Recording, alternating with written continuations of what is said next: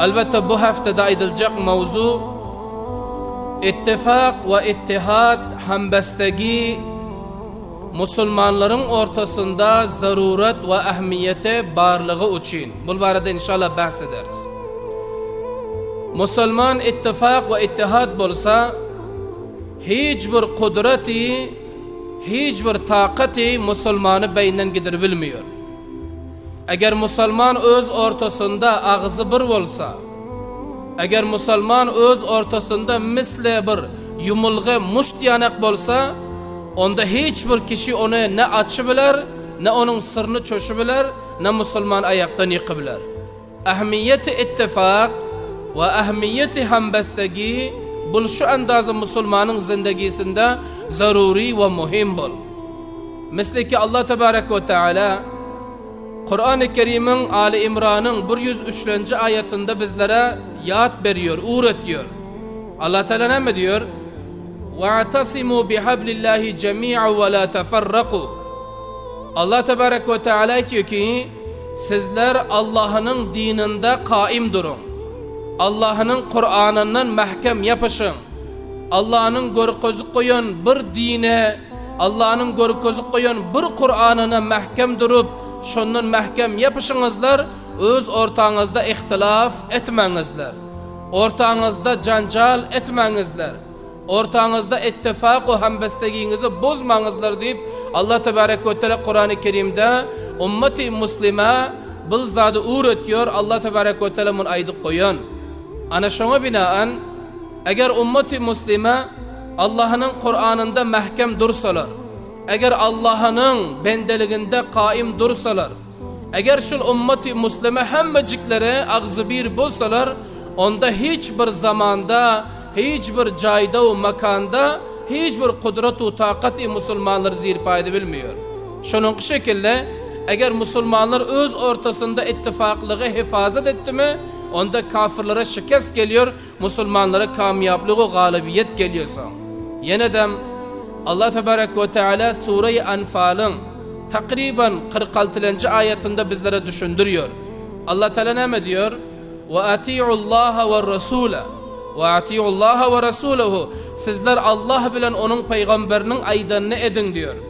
Allah sizlere ne deyiptir? Aydanını edin. Peygamber sizlere ne deyiptir? Aydanını edin. Allah ne ki etme deyiptir? Etmen. Şunun şekilde peygamber hem ne deyiptir? Edin ve etme diyenini etmen deyip Allah Teala böyle diyor. وَلَا تَنَازَعُوا. Allah ki öz ortanızda cancal etmen, niza etmen, öz ortanızda uruşman, ihtilaf getirmen. Eğer insan öz ortasına ihtilaf getirse, eğer Müslüman öz ortasına cancal getirse, ittifaklığı beyninden giderse, onun neticesi ne oluyor? Allah Tebarek ve Teala diyor ki فَتَفْشَلُوا. Eğer sizler ihtilaf etsenizler buzdil olursunuz, bir gayret bulursunuz, sizlerin gayretiniz beyninden gider deyip Allah Tebarek ve Teala şu diyor, zamanı ki Müslümanın ki gayret ki gitti mi, Müslüman ki korkak ve buzdil buldu mu, izinen buluyor. وَتَذْهَبَ رِيهُكُمْ. Allah Tebarek ve Teala ki sizlerin kurşan devletiniz yıkılar. Sizlere Allah'tan gelip oturan nusret beyninden gider deyip Allah Tebarek ve Teala şu diyor. İmam Mücahit rahmetullahi aleyhi وَتَذْهَبَ رِيهُكُم'un manasını şöyle beden. Rihukum iki tercümeden. İmam Mücahit ne diyor? Allah Teala Kur'an-ı Kerim'de diyor ki ey ümmeti Müslüme, sizler öz ortanızda ihtilaf etmen, cancal etmen. Eğer ettiniz ki evvela bir gayret bulursunuz bir. İkinci eğer sizler öz ortanızda eğer ihtilaf etseniz, onda sizlerin devletiniz yıkılar, vatanınız harap olur. Onda sizlere Allah'tan gelip oturan nusret beyninden gider deyip yani İmam Mücahit rahmetullahi aleyhi bu ayeti şöyle tercüme ediyor azizlerim. Anında Kur'an-ı Kerim'de Allah bizlere öğretti ki Müslüman öz ortasında ittifak bulmalı, ağzı bir bulmalı, misli atabır inebur doğunyan bulup yaşamalı. Ana o zamanda insana kamyaplık var.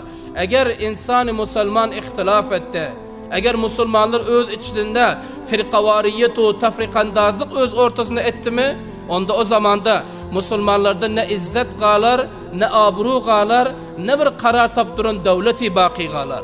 İzinden Allah ne diyor? Vasbiru innallaha ma'as sabirin.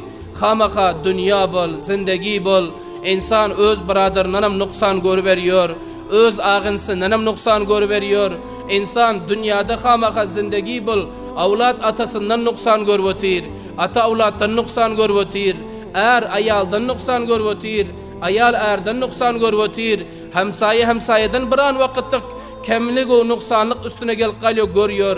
Ya bir kişiler musulman, başka bir kişiler musulmanın kaysi biran vakitte azar eziyet gör kalıyor. Ana şu rakam zamanda Allah Teala ki sizler sabredinizler. Vasbiru, sabır edinizler. Öz ortağınızda ittifakı bozmanızlar. İnnallaha ma'as sabirin. Allah sabır etiyonlar bile bile deyip Allah Teala Kur'an-ı Kerim'de şöyle dedi.